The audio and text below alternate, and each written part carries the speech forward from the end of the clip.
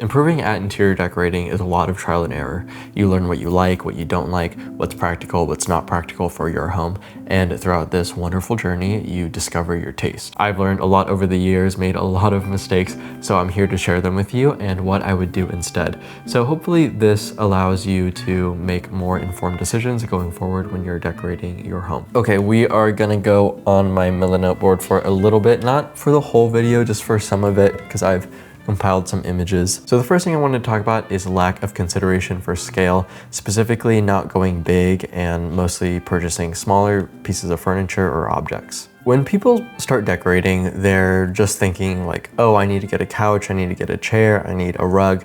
This rug looks cute, this couch looks cute. They're not thinking of these like broader design principles. I know that I never really considered proportions and scale when I was starting out. So I'm talking about things like artwork, furniture, rugs, lighting, and even plants. Going for something large feels scary because there's all the practical things about it. They're typically more expensive, they're more difficult to move. But if you have just like even one large scale piece in a room, even if you have a smaller space, it will really transform it and it'll improve the looks of all of your other pieces of furniture, whether they're small or medium sized, because everything in a room is in relation to other pieces in a room. So like a larger thing, it gives visual contrast with your other pieces. The first large piece that I purchased was from Facebook Marketplace, and there were these very large bookshelves that we put in our first apartment, and it completely changed the space. The first thing I wanted to talk about are lamps. I've been watching a lot of early 2000s, late 90s rom-coms, specifically like Nancy Meyer movies or You Got Mail. Not really for the plot as much, but I just love the set design. Like whoever is designing these sets, they do such a good job at making the homes look so cozy and lived in. Something I noticed in these movies is that they always have large lamps, specifically large table lamps, and something about it just makes the room feel so cozy. I remember when I was decorating my first apartment and we had a little side table, I put the smallest little lamp on the side table, and I got a comment that was like, you need to size up that table lamp. Like it would look way better if you got a bigger table lamp. And yeah, now I realize like what they meant, because look at how nice and cozy this stuff looks. Look at this one. And so this like can apply to table lamps as well as pendant lights. For pendant lights though, just make sure it's not obstructing like the walk paths, because if you're gonna bang your head on it, then you know it's not very practical. But over a table or something like this is like a great option for a more oversized pendant light. But yeah, just a tip for when you like want some inspiration, watch some movies. They have really beautiful set design. But I will say that the Netflix movies lately, like recent Netflix movies, the set design is horrible. Like it just looks like a set. It doesn't look like someone actually lives there. Okay, and then the next thing is just like furniture, I guess specifically like a large wooden piece. So this one, there's a big china cabinet here, and then this one, there's a bookshelf, and then here are our bookshelves from the first apartment. And having a large piece like this, it helps to settle a space and make it feel more permanent, because you know it's not like as easy to just move stuff around. So yeah, I think having a big piece just looks great, and it also makes all of your other pieces look good in relation too. And you don't want to go like too crazy. You don't want to get a bunch of really large pieces, just maybe one or two. And then artwork too. I was really afraid of getting a big piece of art like this for our living room, because this is my first large art piece I've ever gotten. And yeah, I love it. I think it just really completes the room and adds so much character. Here are some other examples. Here's this large piece above the fireplace. I feel like people would probably want to put it vertically, but I actually like this orientation. I think it's kind of unexpected. And then large art is more expensive, so you can do things like put up a rug or a blanket like this, or a tapestry like this. This one's pretty cool. And just here's an example of the living room. If you want to do a gallery wall, I mean, I don't think this is like the best gallery wall ever, but I think it works and it looks pretty good. There's a lot of different shapes, or not different shapes, but there's a lot of different sizes in the frames, and I think that's really important in gallery walls. Sometimes I see online people are like, help me with my gallery wall, and then all of the frames are the same exact size. Like, it just doesn't, you need different differentiation in scale. Like I have these tiny little ones here and then this larger piece. This TV is hung too high. I'll talk about it in a later portion of this video. And then next, I just want to talk about plants. So plants, I think it's also important to consider scale when you have plants, especially if you're going to have a lot of plants. Like if you have a lot of the same size plants, I think it looks not as good as it could if you have a mix of like small, medium, large size plants. Variety and diversity just makes things in design look so much nicer and more interesting. So yeah, we have our large tree here, and here you can see the before picture over here. And then this large tree, and this is just an example of like plants that are all the same size. I think it would look a lot more interesting if these plants were different sizes. This is my photo, and I only had like so many plants right here because I was getting them ready to sell. But yeah, I think this just shows like it's not as interesting as it could be if you had a variety in scale. This is more of that jungle feel. But if you want to have a lot of plants, I think you need to like consider scale if you want it to look good. Here's another example. Small plants, even smaller little seed propagations going. Okay, and then for rugs, I feel like people talk about getting the right rug size all the time. So this is maybe overdone a bit, but I did want to talk about it because when I first got a rug for our apartment, I got this small white rug, which is just way too small for the space. And then later I layered it on top of a jute rug that was more fitting for the size. And here's just an example I found online. Like this rug is too small, and if it was just a bit bigger, like going around here, then it would look so much better. Consider scale. I think it is so important. And just because you have a small space doesn't mean that you have to go small with everything. Like, especially with pieces that are out of the way.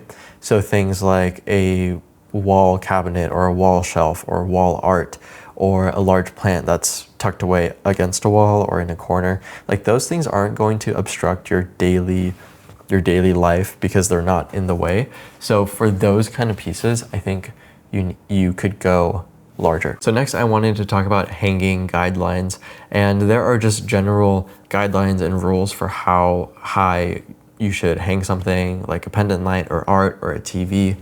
And if you don't know this, then you're just gonna kind of guess like where you should hang something. Don't just try and guess like I did. Yeah, so this was our first TV we ever hung up, and I didn't know like how high you're supposed to hang up a TV, but it should be just a few inches above your console. So this is way too high. And with the TV, you want to think of the TV and the console as a grouping, or maybe even as one unit. Like they should be together. And so this TV being so high, it does not make it feel like it is together with the console. And a TV being too high is such a thing. There's even a subreddit called TVTooHigh where they just post pictures of people's TVs that are way too high. Like this one is definitely too high, it should be lower. And then so for hanging and displaying art, I think you can be a little bit more experimental. But if you ever find yourself wondering, how should I hang my art? I highly recommend you watch this video from Art with Antonio. I'll link it in the description. The information here is amazing. Like I actually learned so much from his videos, and I learned how to hang the art that's in our living room from that. And then there's also a video that explains how to hang art to make a gallery wall, which I think is also very helpful. And then for pendant lights, there are rules for this too. So it's always hung in relation to what's ever underneath it, whether it's like over a bed or a dining table or end tables. I feel like I see a lot of the times people hang their pendant lights too high, and it just looks a little bit awkward. So the next thing I want to talk about is lighting, specifically having too many lamps, which I feel like may be a bit of a hot topic. But before we get to that, I want to talk about Climate Power, who I've partnered with for this video. I've been partnering with Climate Power for the past couple of years to spread awareness about climate related issues in the United States. So with Climate Power, I'm able to choose topics that I find find important and spread awareness about it. So today we're talking about the increase in demand for electricity and energy due to the expansion of AI, cryptocurrency, and data centers. You've likely heard of multiple AI data centers that are massive consumers of electricity that are being built by these big tech companies that are popping up across the United States. There's also the issue of them using millions of gallons of fresh water for cooling, but I'm just focusing on energy use right now. With the increasing demand for electricity for things like AI expansion, electricity prices will increase because energy supply is not able to keep up with the demand. Just this summer in Columbus, Ohio, households started paying $20 more a month as of June because of energy demands from nearby data centers. And similar stories of data centers impacting costs are popping up all across the country. Over the past years, we've seen great improvement in clean energy generation, but because of the big beautiful bill, incentives for cheaper clean energy infrastructure have been canceled, making it even more difficult to keep up with the growing energy demands in the US. As energy demands rise, the reliance on fossil fuels will only increase carbon emissions and climate risks, as well as utility bills. We need to invest in clean energies for a more sustainable future. Now let's talk about having too many lamps, which is also kind of fitting with what I just talked about with climate power. So there was this trend a while back that was really stressing, do not turn on the big light being the like overhead lights, because the vibe that they create is not cozy. It's just like very bright and harsh. And I get it. I am a big supporter of not turning on the big light. And so because you're not using the big light, then people promote the use of lamps, mostly like table lamps, floor lamps. And this is all good. I think that it creates a much more suitable environment for humans and for the home. But I do think that people can and have taken it too far. Like there comes to a point, I think, where there's just like too many lamps and they don't add to the space. I get it though, because it's really fun collecting lamps.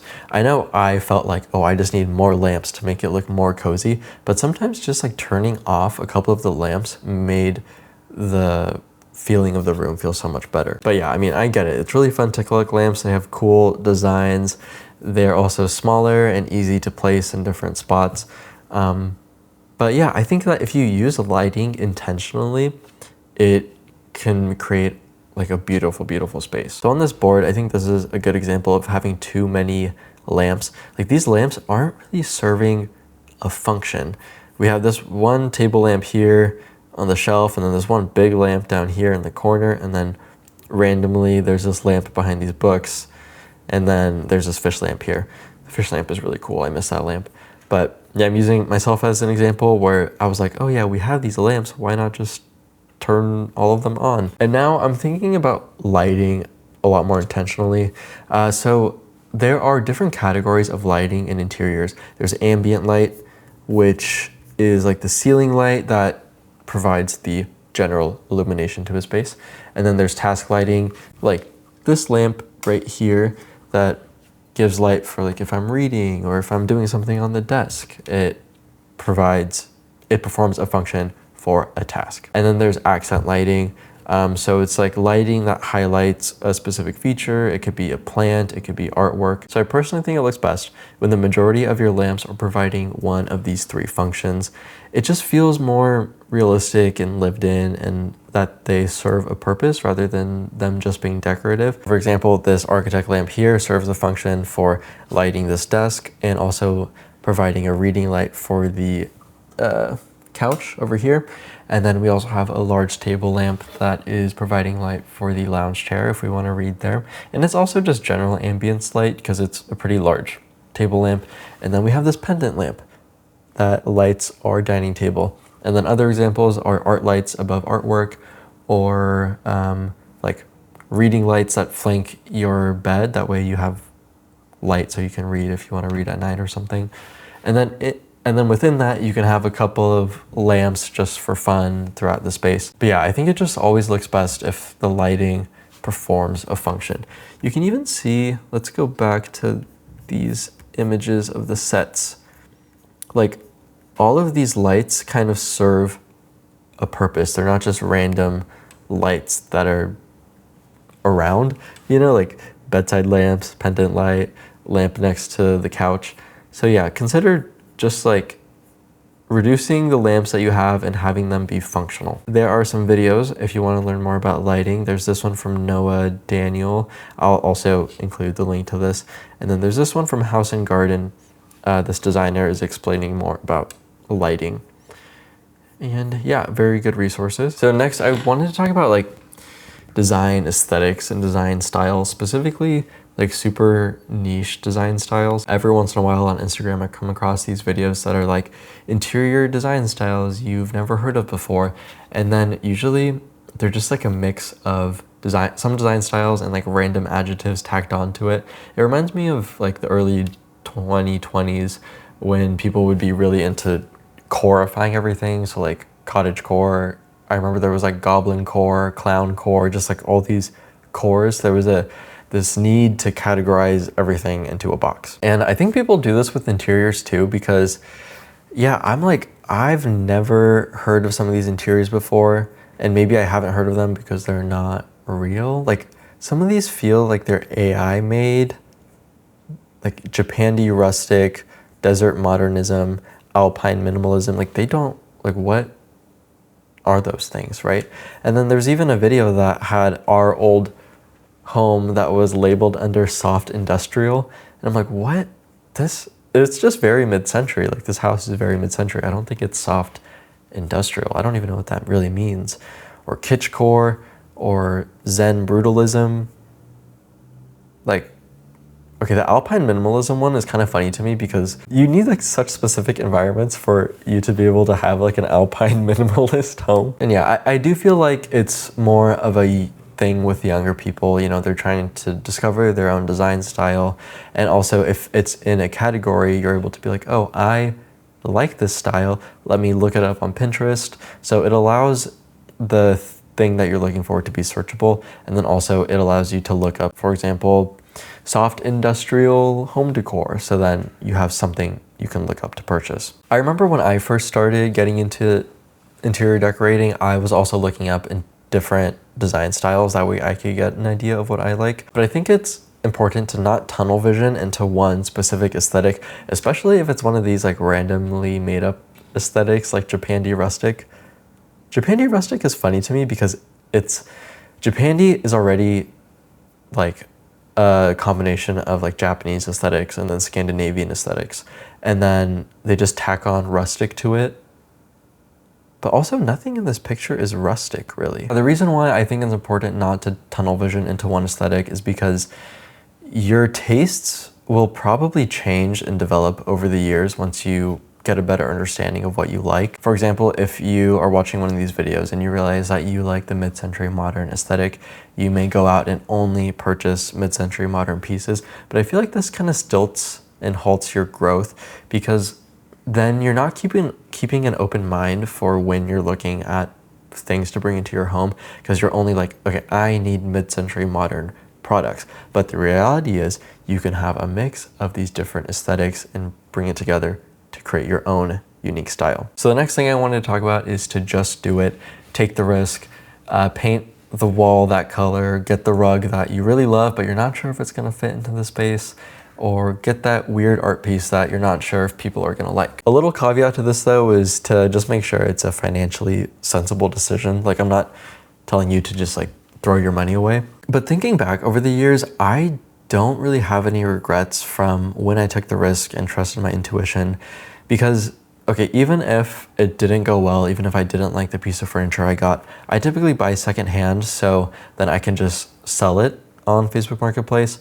Or if I painted the wall a color I didn't like, I can always repaint it. I mean, it's gonna cost a little bit of money and it's gonna take me another day to repaint it, but through this process, I've learned what I like, what I don't like, and that just further develops my taste. And now I know not to do those things again. Like I painted a bookshelf this really not great blue color. I got this couch that really made no sense in this one area of our living room. I'm one to overthink things, and I don't often trust my judgment, like the more and more that I think about it. If you've been watching my channel and my home updates for the past couple of years, then you know what I'm talking about. Like I just am riddled with self-doubt, and I always like second guess myself. And this tendency leads me to go for the safer option a lot of the times. But what I've learned is that if you always choose the safest option, you're never going to have that wow factor. It will be just nice, and nice is fine. And if nice is what you want, then that's totally okay. But if you do want something a little bit more unique and personal to you, then I think you do need to take some risks. I think it's impossible to create a space that's a projection of your unique personality if you're always choosing the most palatable, safe option. The reason why I've grown to love the painting in our living room even more is that a fair amount of people dislike it and even kind of like hate the painting. It makes them a bit uncomfortable, but I love it. I think it's beautiful. It's perfect in my opinion for the space, the colors, like I just love seeing it every day. It's not for everyone, but it is for me, and I think that's what makes it special. Also, the idea of like just doing it and taking the risk a little bit more is because like our house burned down and everything that I bought for the house was gone and every decision I made was gone. Something I realized, this sounds kind of silly, but like I was just like, I should have just painted the room. Because if you watched my home updates like a little bit before the fire, I was kind of obsessing over paint colors and I was so indecisive, not sure what paint color I wanted to use. And looking back on it, it's so silly because that was such a low stakes thing, but I was like kind of so in my head about it, thinking about it all the time. But I should have just painted the room. I should have just painted it whatever color I felt like I wanted to, because at the end of the day, it like really doesn't matter. Like that's kind of what I learned from the fire. I mean, it's not even, I'm not even saying it in like a pessimistic way, like it doesn't matter. I'm saying it more in an optimistic way. Like these decisions that we make for our homes are just for us, and they are so low stakes if you're not spending like a ton of money on it. I mean, this isn't like buying a house or like buying a car or something or having a kid. It's just painting a room, which can be painted back. The next thing is more of a mentality tip. It's something that I wish I knew when I was first decorating my home, is that if you feel like your home looks nice in person, like it's very cozy and warm, but then when you go and take a picture, it just looks bad, you're probably just taking a bad photo. Photographers are hired to get the perfect vignette, the perfect angle, the perfect lighting. They even change layouts of rooms to photograph better in 2D. Photos are 2D and they just fail to capture the depth and like the color of your home, especially if you're taking pictures on your phone, because there's a lot of auto exposure and auto white balancing going on. I feel like I'm a good example of this. Like I rarely took photos of our previous home with my iPhone because the photos just didn't do it justice. Like there was a lot of auto exposure and auto white balancing going on that made the photo just look bad. So I took great photos with my camera because I know how to kind of take decent photos, and I would only ever really post photos of the home with photos that I took from my camera. I'll even show you an example of our current apartment right now with a photo taken from my phone, maybe not the best angle, and then a photo taken with my camera that is a better angle with good lighting, and it's just so much of a difference. So yeah, if you think your house looks nice in person but it just doesn't translate well in photos, you're probably just not taking a good picture. So yeah, I have more things to share, so if you want more of these kinds of videos, let me know in the comments. And thank you so much to Climate Power for partnering with me for this video, and I will see you in the next one. Goodbye.